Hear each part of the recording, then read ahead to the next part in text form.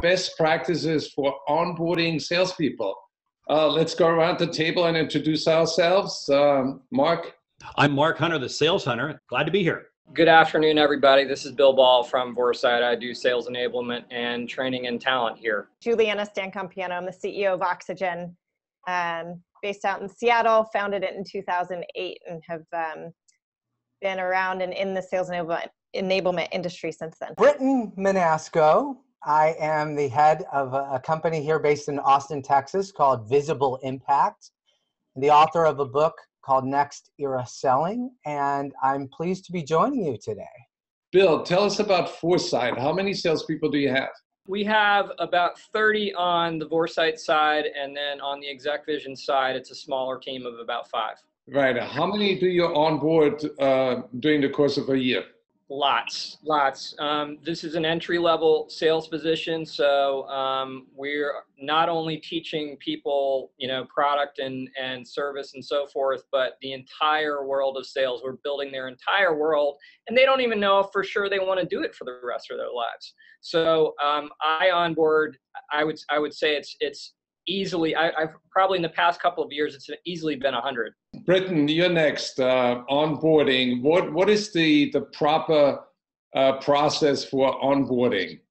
People have to be onboarded in the ways of the company, in the nature of the products and the solutions. But one thing that's often given short shrift is orientation to the customer set and the challenges they might be experiencing in the absence of those solutions. Because at the end of the day, they're going to buy because they've got a problem, they've got a need, they've got a sense of urgency, and people really have to be developed and trained and oriented to go out and sell the problem, as one famous wag said, offer the solution. And I think there's this tendency to lock people up in rooms and present too much, too little, too early, too late. I think there are practices, and there are ones that work, and there are ones that don't work, and there are ones that work for some people, and there are ones that work for others. That being said, I think onboarding is amazing. I think it's such an amazing time when somebody joins an organization, and it's like we get them at their most excited, and we just ruin them in most cases. I think, to Britton's point, and we're so good at it. It's amazing, and a lot of what we see or hear is information overload. We have one company that we worked for that after talking to some of the salespeople, they were receiving 50 emails from their enablement department, and they all had mandatory trainings in them that they had to go through. 3 were platforms, and the other 47 were just random acts of training. And what were people doing? None of it. Salespeople were like, I don't know where to start. This is super confusing. It's overwhelming. I am just going to go and search for the information that I need, and I'm going to go start talking to customers. And I look at that and think about all the money that a CEO has invested in creating those 50 random acts of training, and it makes me want to cry. In my mind, it's that they don't even know that they're going through an onboarding or a learning experience. They're just getting what they need as they need it, and able to find it and be able to do their job and be successful. Because in my mind, we're here. Why are we here? Help people be successful in their role, help them drive numbers if they're in the sales, and help them grow the business. So you're bringing the conversation to the why. Why are we doing this? And keeping the end in mind helps us humanize the process, and then think about onboarding from the perspective of the learner who really wants to make a contribution. Mark, when you started your sales career, think back, share how you were onboarded. 80% of all onboarding just goes right over the head because the person's so overwhelmed.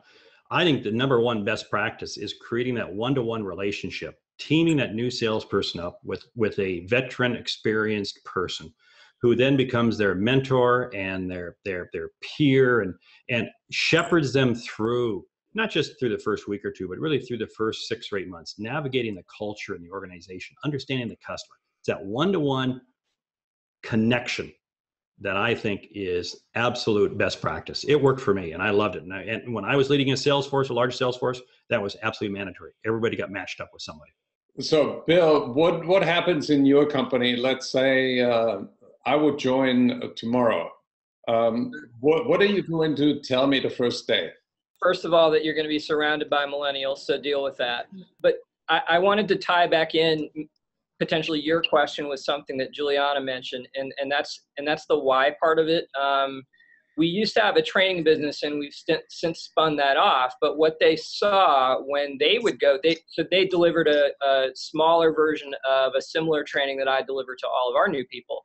What they would see is whether it was 2 months long, we've talked about boot camps a little bit, 2 months long or a week long or 2 weeks long or whatever it was an opportunity for the product marketing team to dunk people into every square inch of service and product that existed ever.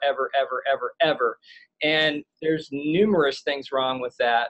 But from my perspective and sales development reps, their goal is to have peer-to-peer conversations with senior executives.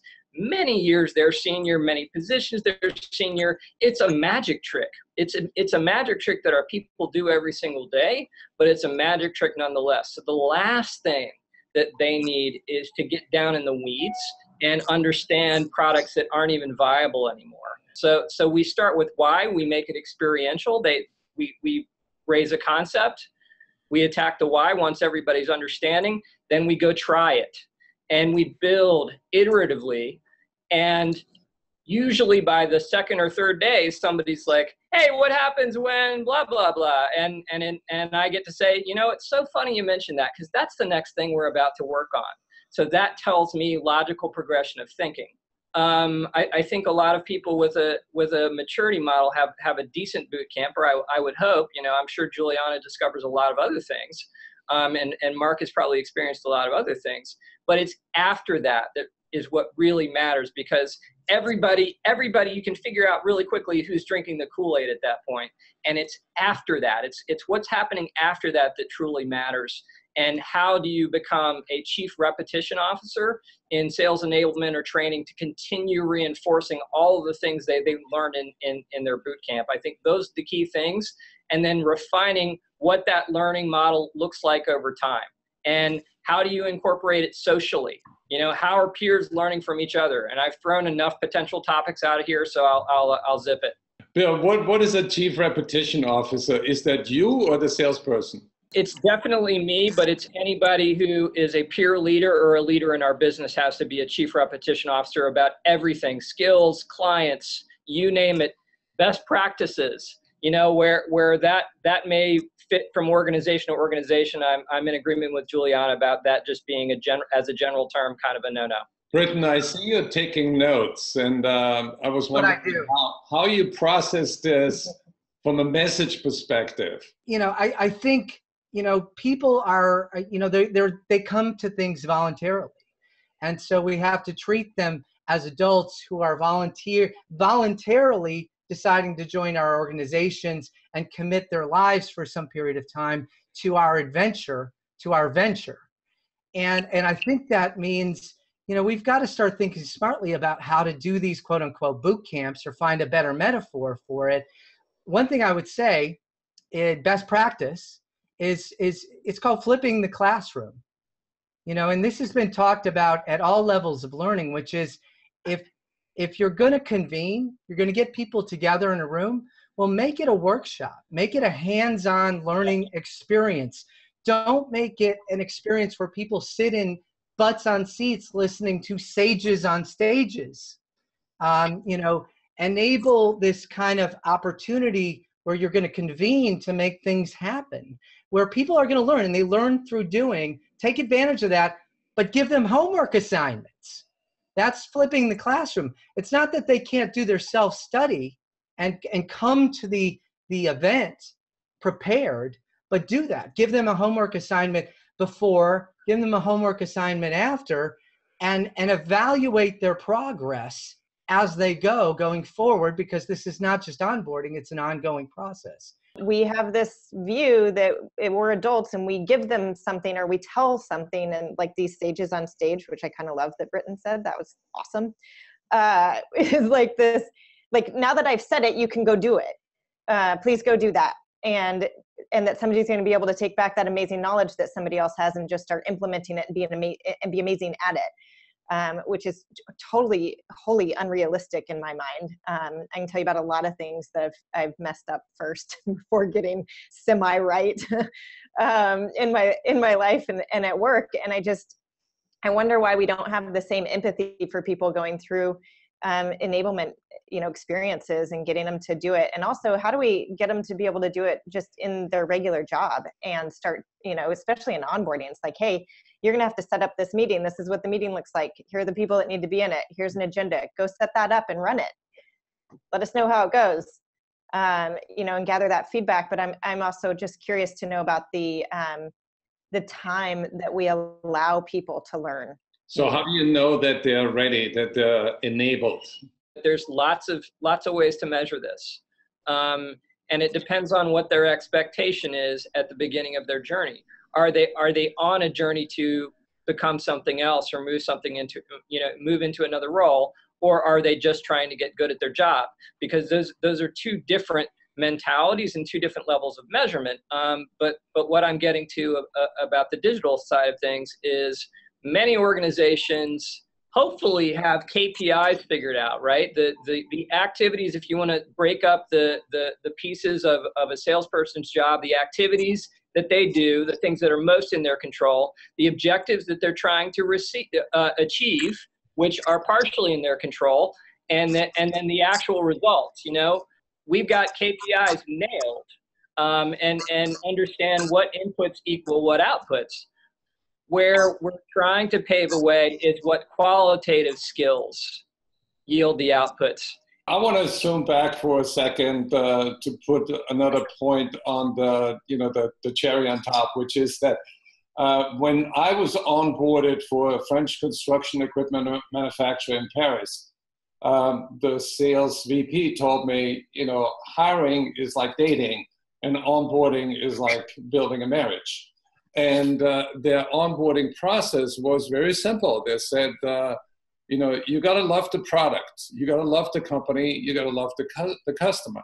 It's typical French, but they put me in a seat of that construction machine, and I worked with an operator. I learned how to grease the machine, and I worked with customers and saw what those machines were doing on the customer job side. And then I was brought into the factory and I watched the machine being built and talked to the engineers.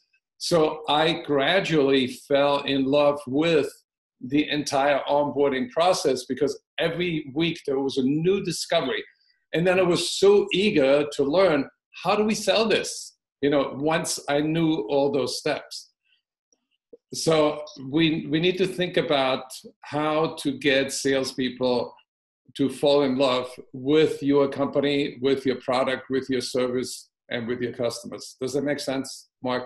That is a much bigger issue than people. We don't give it enough respect in the US business culture because it truly is. Sales is such an emotional game. And if you're not in love with the customer, in love with the outcome, how will you ever sell a product? So that's spot on what that French company did for you. That's great. Thanks, everybody. Tune in next Wednesday at 1 p.m. And if you like this, click the like button. And if you find it interesting, please share with everybody. Thanks, everybody.